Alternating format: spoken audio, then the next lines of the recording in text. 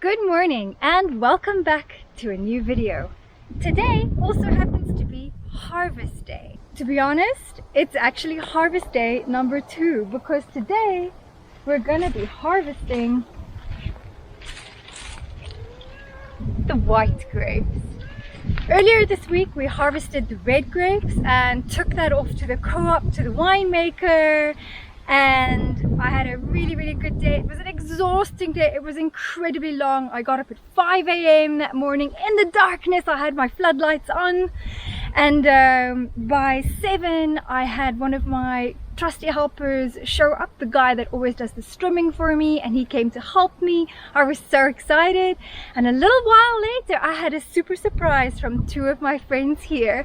Grape and Luca from Casa Creativa also showed up and lent their support, lent their hands to help me harvest that day. We had a really great morning. We actually had lots of fun harvesting the grapes and got everything done super quickly. By 10 a.m. that morning we had filled all the buckets. To be honest, I think I was a little bit harsh in my harvesting because a lot of the grapes I later found out I could have harvested. I pulled only the really good looking ones off the vines and then cut off all the dry grapes. I left all the not shriveled but pruned grapes on the vines, but heard that I could have actually chucked those in the buckets as well, and I probably would have had a bigger harvest. And then after that I took it all to the winemaker and delivered all the buckets. We weighed the buckets. It ended up that I delivered 174 kilos of red grapes. Amazing!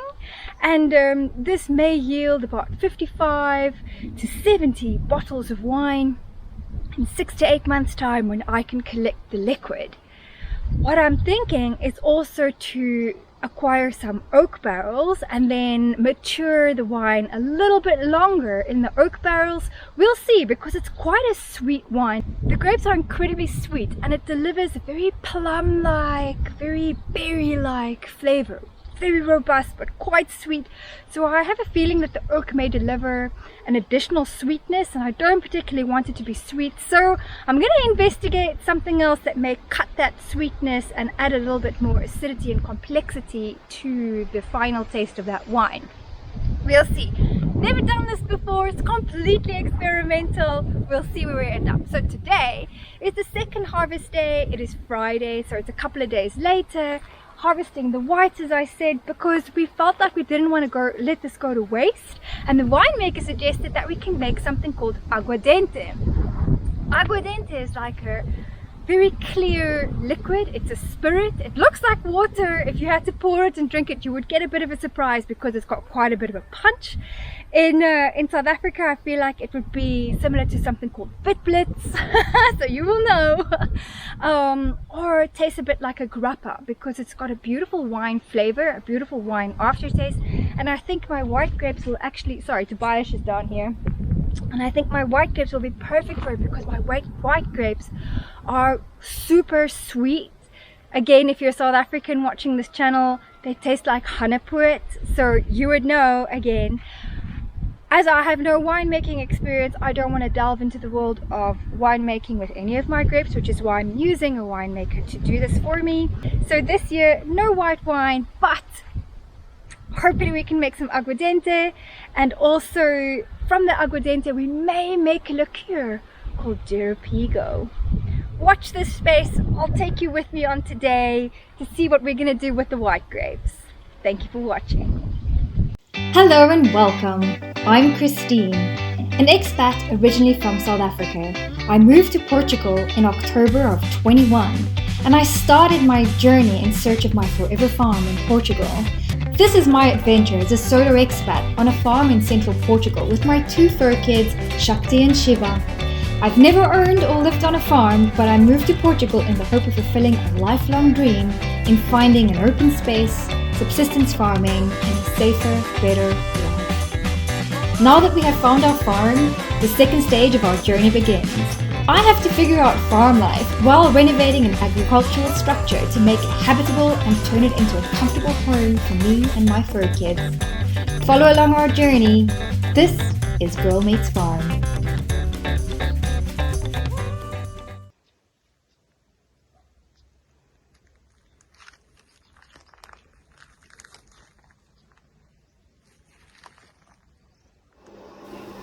After weighing all the grapes, we then took the bunches of grapes and threw this into an amazing machine that basically de-stems them off the stems. So you're literally just left with the berries that fall into the huge fermentation bucket underneath it, and the stems come out the other side. It makes light work of quite a lot of de-stemming, and I'm super grateful for this machine. It also crushes the berries as it falls through the blades at the top. So it does all the work for you, and we don't have to stomp or press the grapes at all. It makes really quick work of what would have taken hours otherwise to do manually. Cleaning up was also a huge mission afterwards because everything was covered in red grape juice and we were all super sticky.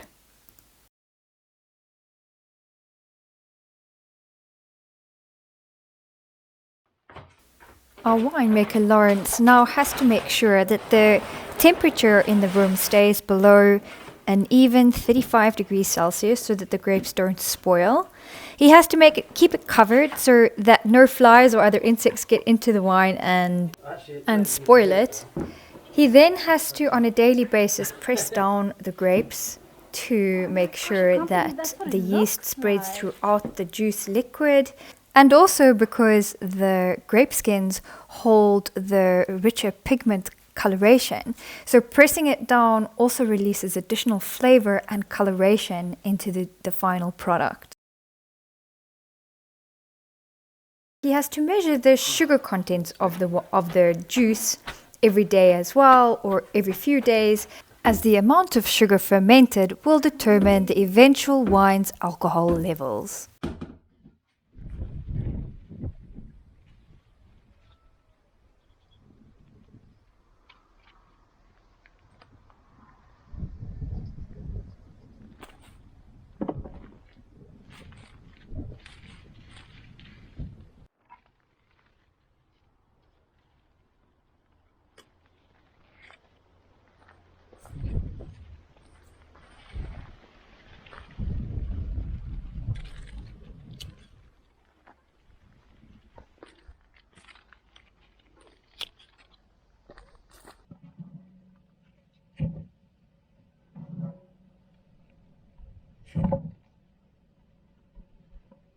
I've just finished the top section, and so far I've managed to get 2 beautiful buckets of grapes. There's obviously been quite a bit of loss of grapes, so I'm only picking the good stuff, and I don't have to pick as much as I picked for the red. But I wanted to show you guys these colors, and I hope this translates on camera, because the white is actually this beautiful blush color, and the reds were this beautiful blue, deep blue purple color. It's absolutely magnificent and absolutely exquisite.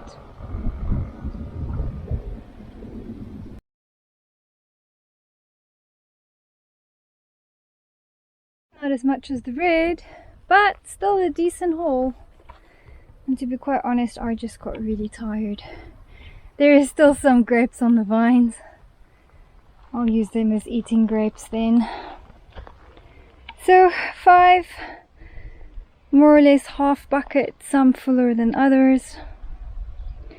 Should make for a decent batch of Jeropiga and aquadent.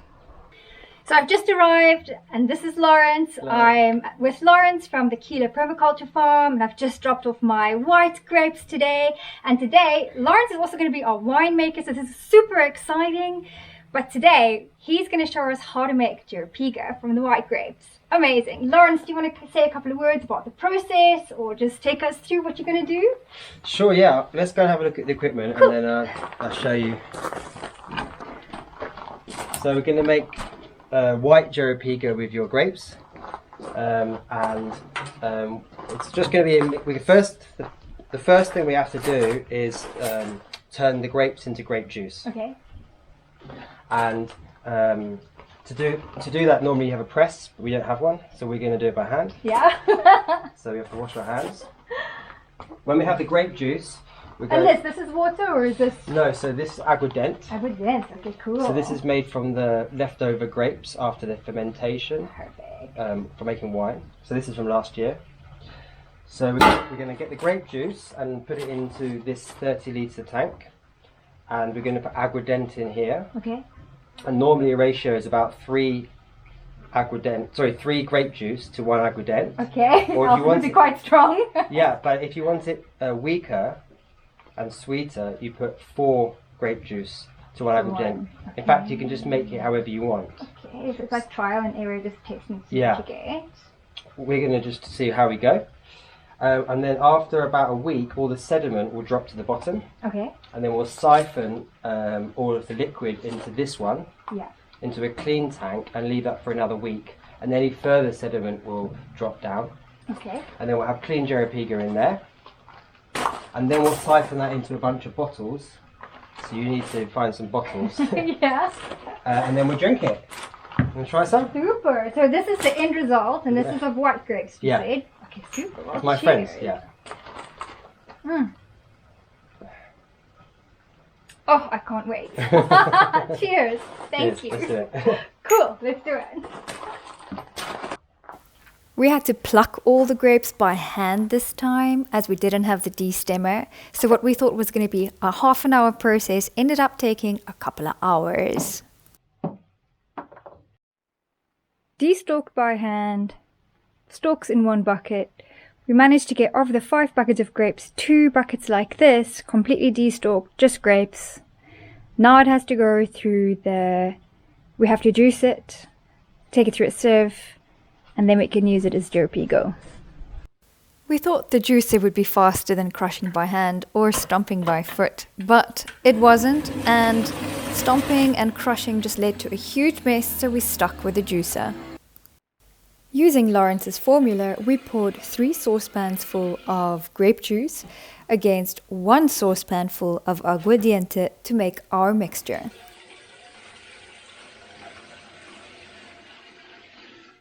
Nice. Although the cleanup was still a bit of a mission and we were so sticky and everything was so sticky, we figured this time we had some helpers. They really have The a good sheep go at seemed to that. really enjoy the grape stems and also the mush that was left behind over. from the juicer. Grapes. So they had a bit of a feast that morning.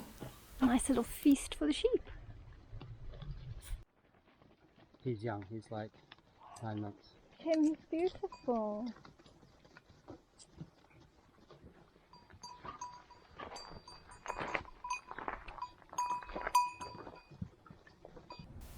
And now we wait a couple of weeks for the Jeropiga to be ready and 6 to 8 months for the red wine. And after all this work and all the picking and back-breaking work that left me exhausted but was really, really fun to do, and I'm so happy that I could actually see and experience this year, my first year on the farm. In fact, I've not even been on the farm for 3 months yet, so this is super exciting, a big learning curve for me. Now we have to wait to get the final product. See you next time.